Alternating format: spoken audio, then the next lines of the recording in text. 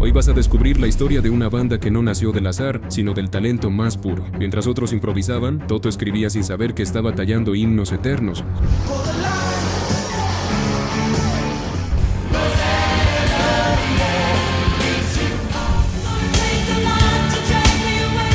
Quédate, porque vas a descubrir cómo un grupo de músicos de sesión terminó cambiando la historia del rock, por qué su sonido aún emociona medio siglo después, y qué secreto escondía la batería más famosa del planeta. Quizás tú también recuerdes ese momento, la radio AM del coche, cuando de pronto sonó Rosanna y el mundo, por un instante, pareció más luminoso, pero antes de decidir si Toto es o no la mejor banda de rock, hay algo que debemos entender. Esta no es una banda común, nunca lo fue. La historia de Toto empieza mucho antes de su primer disco.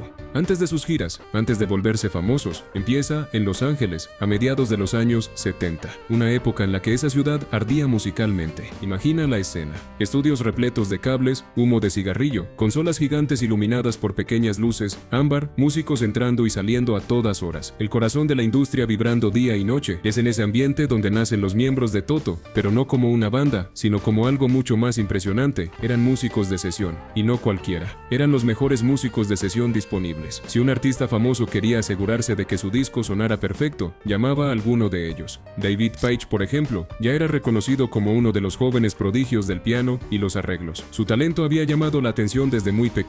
Steve Lukather, el guitarrista, era casi un niño cuando ya estaba grabando para artistas gigantes. Tenía ese tipo de talento que no se estudia, ese sonido cálido, lleno de alma, capaz de iluminar cualquier mezcla. Y luego estaba Jeff Porcaro. Jeff, quienes lo vieron tocar en esos años, dicen que era como observar a alguien en estado de gracia. No había esfuerzo, no había tensión, solo una fluidez imposible. Un pulso tan humano que parecía que la batería respiraba con él. En aquellos estudios de Los Ángeles, los veías caminar con naturalidad, como si formaran parte del mobiliario, pero cada vez que se sentaban a tocar, todos en la sala callaban. Sabían que estaban frente a algo extraordinario. Por eso, cuando esos jóvenes decidieron unir fuerzas y formar su propia banda, muchos en la industria se quedaron en silencio. Una mezcla de curiosidad y temor. Porque claro, si estos músicos eran capaces de hacer brillar los discos de otros, ¿qué pasaría cuando brillaran por sí mismos? Esa pregunta empezó a responderse en el año 1978, cuando lanzaron su primer disco titulado simplemente Toto. Y aquí ocurre algo importante. La mayor parte de las bandas empieza con incertidumbre, con dudas, con identidad difusa. Pero Toto no. Desde el primer segundo ya estaba claro quiénes eran. Rock con alma, pop con precisión, emoción con elegancia. Una mezcla que muy pocos podían lograr. Seguro recuerdas escuchar Hold the Line por primera vez. Ese piano golpeado como un martillo, la voz explosiva, las guitarras entrando con una fuerza precisa, sin exageraciones. Fue un éxito inmediato, no había manera de ignorarla. Y para los oyentes de la época acostumbrados a baladas suaves o a rock más tradicional, esa canción significó un golpe fresco, un recordatorio de que la música todavía podía sorprender. Pero lo mejor estaba por llegar. A finales de los 70 y comienzos de los 80, la banda empezó a profundizar su estilo. Discos como Hydra y Turn Back mostraron esa mezcla de fantasía, fuerza y melodía que los hacía únicos. Eran álbumes trabajados con cariño, con una obsesión casi artesanal. Podías escuchar cada detalle, cada guitarra grabada con paciencia, cada voz armonizada hasta sonar como seda, cada golpe de batería pensado para producir una sensación emocional específica. Muchos hombres de tu generación recuerdan perfectamente esa época. Era el tiempo en el que se compraban casetes originales, se rebobinaba con un bolígrafo cuando la cinta se atoraba y se escuchaban los discos de principio a fin, con paciencia, dejando que la música contara su historia. Pero entonces llegó 1982, y con ese año llegó la obra que cambiaría para siempre el destino de Toto. Toto IV. Antes de hablar de ese disco, haz un pequeño ejercicio. Imagina la época. Imagina que estás entrando en una tienda de discos con ese olor a cartón y plástico nuevo, viendo portadas enormes que parecían obras de arte. Quedaba todavía un largo camino para que la música se volviera digital. Todo era físico, tangible, casi sagrado, y entre esas portadas veías la famosa espada roja de Toto. Limpia, elegante, misteriosa. Ese disco es, para muchos, la obra maestra de la banda. Y no solamente por su éxito comercial. Lo que hizo grande a Toto IV fue la perfección emocional, la mezcla de sensibilidad y profesionalismo. Aquí es donde aparece Jeff Porcaro en su máximo esplendor. También donde aparece uno de los momentos más icónicos de la historia del rock, el famoso Rosanna Shuffle. Puede que no conozcas el nombre del ritmo, pero seguro recuerdas su sensación. Empieza suave, con un movimiento de batería que parece bailar alrededor de los oídos. No es agresivo, no es exagerado, es elegante, es ese tipo de ritmo que te obliga a mover el pie casi sin darte cuenta, como si acompañaras un tren que avanza de manera perfecta sin tambalearse. Muchos músicos han intentado imitarlo, muy pocos lo han logrado, porque no era solo una técnica, era un pulso emocional, era el corazón de Jeff Porcaro latiendo en el tiempo justo. Y cuando esa batería se mezclaba con la voz suave y rasposa, con los teclados cálidos, con las guitarras finísimas, algo mágico ocurría. El mundo parecía más amable. Pero Toto IV no se detuvo ahí. También estaba África, y aquí viene una de las revelaciones más sorprendentes. Cuando los miembros de la banda grabaron esa canción, no tenían idea de que se convertiría en un himno eterno, de esos que cruzan generaciones, de esos que pueden sonar tanto en una boda en México, como en un bar en Madrid o en un viaje por carretera en Buenos Aires. África es una de esas canciones que logra lo imposible. Hace sentir nostalgia incluso a quienes no vivieron la época. Despierta una emoción que no sabes explicar, una mezcla de melancolía, esperanza y belleza. Y esa introducción de teclado, cuando suena, casi nadie puede evitar sonreír. Durante los primeros años de los 80, Toto parecía invencible. Sus giras eran multitudinarias, sus discos vendían millones, y su reputación dentro de la industria crecía sin parar. Eran respetados, admirados, temidos, porque dominaron algo que muy pocas bandas dominaron: el equilibrio perfecto entre técnica y alma. Pero como toda gran historia, esta también tendrá sombras, tendrá giros inesperados, tendrá tragedias, y también resurrecciones. A mediados de los años 80, el destino de Toto empezó a volverse más complejo. Los cambios internos comenzaron a sentirse, como ocurre en todas las grandes bandas que han estado demasiado tiempo bajo la presión del éxito.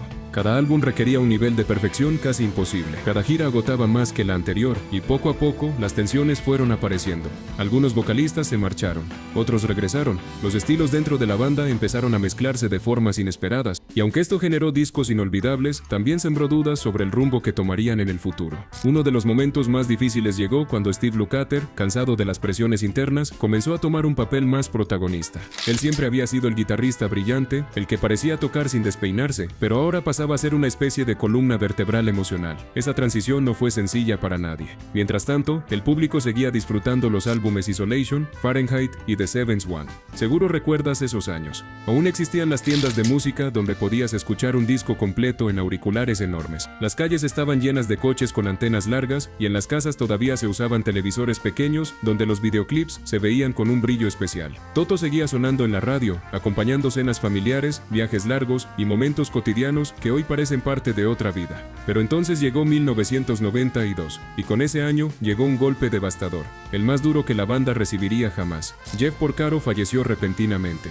La noticia golpeó como un trueno en medio de una noche tranquila. Para quienes admiraban su manera de tocar, fue una pérdida inmensa. Para sus amigos, para su familia y sobre todo para los miembros de Toto, fue un vacío irreparable. Jeff no era solo un baterista, era el alma rítmica de la banda, era la calidez detrás de cada canción, era la precisión perfecta que nunca sonaba mecánica, era esa chispa invisible que hacía que todo se sintiera más humano. Cuando murió, muchos pensaron que Toto jamás podría continuar, y quizá tú también lo sentiste así, porque hay artistas que parecen imposibles de reemplazar. Jeff era uno de ellos, pero la vida, aunque golpea, también empuja hacia adelante. Los miembros restantes decidieron seguir honrando su legado, y en 1995 lanzaron Tambú, un disco que, aunque distinto, tenía una belleza solemne. Se notaba la ausencia de Jeff, pero también se sentía un profundo respeto, un deseo genuino de seguir caminando con la memoria de su amigo en cada nota. Los años siguientes fueron una montaña rusa emocional.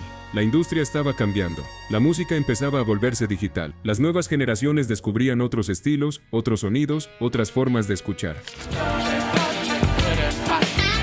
Pero Toto, fieles a su esencia, siguieron grabando, componiendo y saliendo de gira. Discos como Kingdom of Desire, Toto XIV y otros trabajos en vivo demostraron que todavía tenían mucho por decir. A estas alturas del video, puede que estés recordando tu propia vida. Quizás aquellos años en los que trabajabas, estudiabas, viajabas o estabas formando una familia. Toto era parte de ese fondo musical que acompañaba tus días, a veces sin que te dieras cuenta, a veces marcando momentos que hoy guardas como tesoros. Pero la historia no termina ahí, porque hay un elemento que pocos preveían, un fenómeno extraño que solo pasa con las canciones verdaderamente especiales, una especie de renacer inesperado. Eso es lo que ocurrió con África. Décadas después de haber sido lanzada, esa canción volvió a convertirse en un fenómeno mundial. No una vez, sino varias veces. Sonó en películas, en series, en memes, en redes sociales y hasta en celebraciones alrededor del planeta. Las nuevas generaciones empezaron a cantarla como si hubiera salido el día anterior. Y los jóvenes que nunca habían escuchado un vinilo quedaron atrapados por esa melodía suave y ese estribillo que parece iluminar cualquier habitación. Imagínate esto por un momento. Aquel grupo de músicos de sesión de los años 70, esos jóvenes que grababan en estudios llenos de humo y cintas analógicas, lograron crear una canción que sigue viva casi medio siglo después, una canción que no envejece, que no se desgasta, que sigue emocionando a personas que ni siquiera habían nacido cuando fue grabada. Y esa es, quizá, una de las razones por las que muchos consideran que Toto podría ser la mejor banda de rock. Porque no se midieron por la rebeldía, ni por la moda, ni por la polémica. Se midieron por la excelencia, por la búsqueda incansable de un sonido perfecto, por la combinación única de técnica, alma y sensibilidad. Además, dejaron una huella profunda en artistas de todo el mundo, desde bandas de rock clásico hasta grupos modernos que se inspiran en su mezcla de melodía y precisión. Muchos músicos reconocen que crecieron escuchando sus discos, que estudiaron sus arreglos, que intentaron imitar su elegancia, pero como suele ocurrir con los grandes, replicarlos es casi imposible. Toto pertenece a ese grupo selecto de artistas que lograron algo muy difícil: ser respetados por los expertos, ser amados por el público y ser comprendidos por varias generaciones a la vez.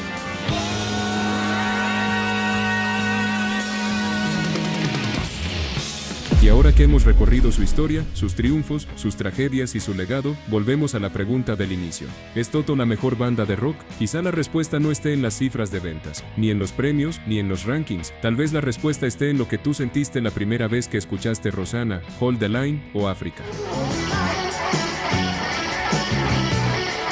Tal vez esté en ese recuerdo que te llega sin avisar cuando suena alguna de sus canciones. Tal vez esté en esa emoción que sigue viva, aun con el paso de los años. Porque al final, la grandeza no se mide con números, se mide con huellas. Y la huella que Toto dejó en la historia del rock es profunda, luminosa y eterna. Y cada vez que escuchamos esa introducción de teclado, sabemos que algo mágico está por suceder. Si este video te gustó, te invito a seguir esta aventura con los 10 clásicos latinos que escuchabas de joven y no olvidarás nunca. Esta historia te la cuento aquí.